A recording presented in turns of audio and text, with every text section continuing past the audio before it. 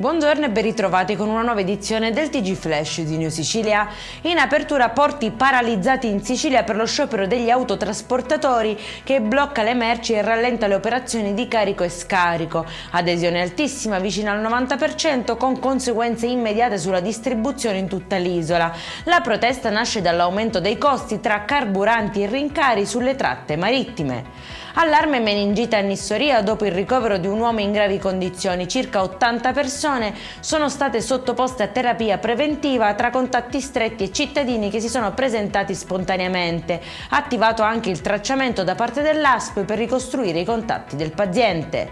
Indignazione a Campobello di Mazara nel Trapanese per un cartello chiuso per lutto affisso davanti allo studio medico di Giuseppe Stallone, poi risultato una comunicazione falsa. L'episodio arriva dopo il ritiro dalla corsa alle elezioni, alimentando dubbi sul movente. Indagini in corso per risalire ai responsabili.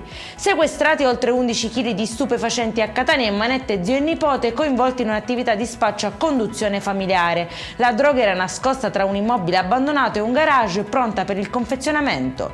E in chiusura tragedia sfiorata in un condominio di Bagheria nel Palermitano per un incendio divampato all'interno di un appartamento. Durante le operazioni 2 militari hanno accusato un malore per l'inalazione di fumi tossici e sono stati trasportati in ospedale. Il rogo è stato domato dai vigili del fuoco, ingenti danni ma fortunatamente nessuna vittima. Per questa edizione è tutto, prossimo appuntamento alle 19:30, buona giornata.